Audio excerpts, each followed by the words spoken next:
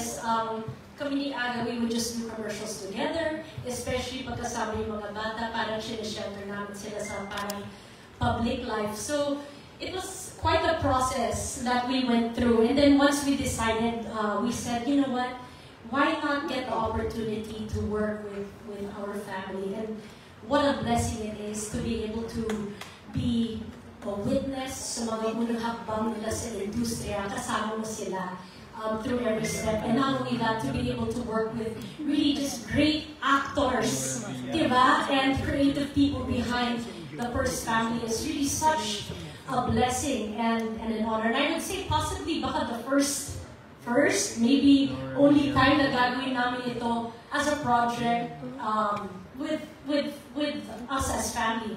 So it's very special, and I'm happy that we're going to get this opportunity to share the laughter and the fun sa inyong lahat, sa lahat ng mga kababayan.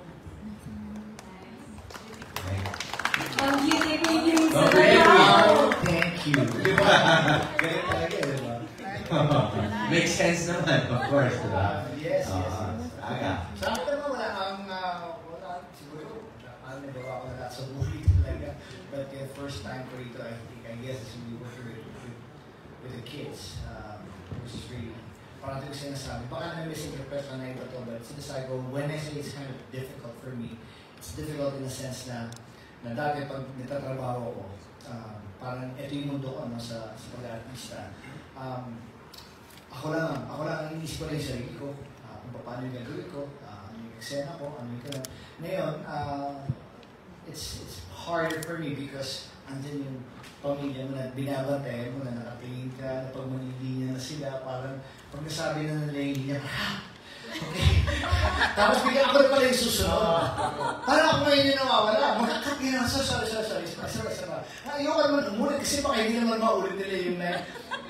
Kaya naman nila, ang ibig ko sabihin na masyado na akong protective lang sa mga anak ko talaga. And hindi ang siguro ng tao, but sa pagsali nila sa pagpasok nila sa industriya ito, ako yung pinakamasaya.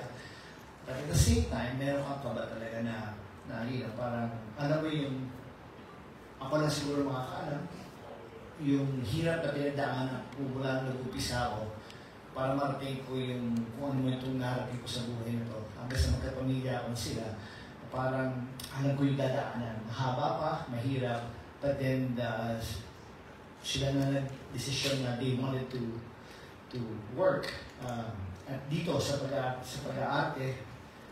Kaya ngayon, ang mahirap doon, sa pag-desisyon nila, ako pa yung kasama. Ibig ko sabihin, ako pa yung aarte sa harapan nila. So masaya ako na dumarating kami sa set together. We're together every day. Wala kami ginagawa sa bahay na kami parati talaga. Or we do things together, the four of us, all the time. Never ako solo, never ito. It's always us. And now that we're working together, it's like a super bonus para sa akin. It's the first time. And but I'm happy also that we have a great cast here na sinasabi ko sa mga anak ko, you wait na makatrabaho mo sila.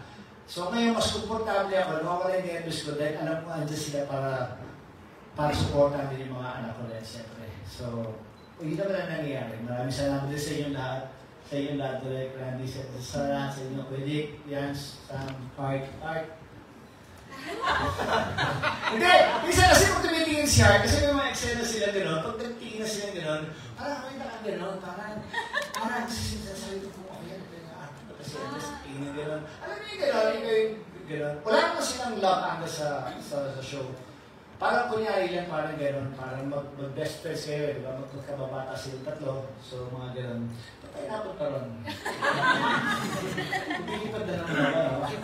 So first time lang, di ba? So yun lang. First time lang di ba? Pero mapasalamat naman ako sa pagtawag ko sa kanila, hindi naman sa nagkapasalamat naman na umuha naman sila lahat sa pagtawag ko.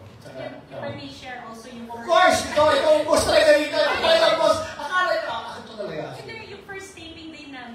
Mararamdaman mo talaga when everyone is together, talagang magical talaga yung moment. Everyone's happy to be there. Mararamdaman mo parang naging pamilya kayo kagad. So we're really happy to share this with all of you. So, ako may follow-up question lang ako kasi na-mention mo nga na umiira yung pagiging tatay mo ka nagtitiping ka with your At saka mahirap yun kasi kailangan isipin ko yung sarili ko rin, di ba? Yes. Parang gagawin ko kaya lang minsan gano'n kahit sa pagbihis ko, basta pag nakita ko maganda lang mga sure nila. Sila lang. Tapos, So sila lang. nalimutan ko na, yung dati ko, mali-mali, parang gano'n. Basta happy sila, basta okay na sila, okay na ako. Super really to as children also, and that's how I would also be as a parent, di ba? Parang, lahat sila maganda itsura, bahala na ako, di ba? Huli na ako. Pero, Sir Aga, I wonder, pati po ba sa bahay, when you're just at home, do you also, maybe over dinner, do you go back to parang, oh, Andres, dapat ganito ang atake mo, o Natasha, ganito na. No. Hindi naman. Pag hindi sa pag-artista talaga, parang sino na yan, di ba? Kaya nila yan. Kung magtatanong sila sa akin, magsasabi ako. Kung hindi sila magtatanong, normal na kami sa bahay. Basta sinasabi ko lang always, what's really important sa industriya natin is pakikisama, pakikitungo sa tao. Growing up, yun naman sinasabi is always be kind. Just be kind to everyone. You know, it's nice to just be nice to people. Kahit may mayabang kayo makaikwetro, hindi mo na may pinagdadaanan yun, just never judge. You know? And at the same time, pagdating naman sa pag-arte nyo, it's all about confidence, really. You know? Kailangan malakas ang loob mo. Ang talent naman madidevelop yan eh. Bago kayo, mahaba pa yan, mahaba pa lalakbay nyo. Kahit ako, nung nag-upisa na ako, ko naman. Hanggang ngayon, nag-aaral pa rin ako. Napakaganda. Lifelong Sir Aga. learner.